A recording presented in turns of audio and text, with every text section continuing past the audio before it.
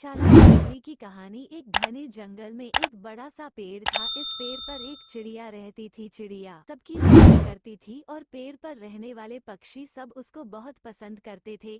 चिड़िया रोज खाने की खोज में सुबह निकलती थी और शाम को वापस पेड़ में आती थी।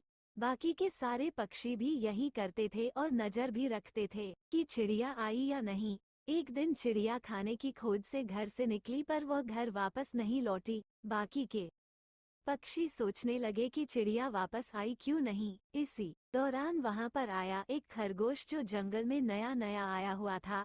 वह रहने के लिए जगह ढूंढ रहा था। जब उसने उस पेड़ को देखा, खरगोश पेड़ के अंदर बस गया। बाकी के पक्षियों ने खरगोश को रोककर बोला, हे खरगोश, हमारी दोस्त चिड़िया यहाँ रहती है। वो अभी खाने की खोज में बाहर गई हुई है। वो थोड़ी देर में वापस आ जाएगी, तो बेहतर है कि तुम कोई और जगह ढूंढ लो। खरगोश, अब मैं यहाँ आ गया और पेड़ में चिड़िया है तो नहीं, अब ये मेरा घर हुआ। बाकी के पक्षी सोचने लगे कि चिड़िया के वापस आने के बाद इस खरगोश को तो यहाँ से निकलना ही पड़ेगा। खरगोश आराम से पेड़ में रहने लगा और अचानक से एक दिन चिड़िया वापस आ गई और उसने देखा कि अब उसके घर पर कोई और रह रहा था। तुम मेरे घर में क्या कर रहे हो? खरगोश, जब मैं यहाँ आया तो इधर कोई नहीं था, तो इसलिए मैं यहाँ पर बस गया, तो अब यह मेरा घर है।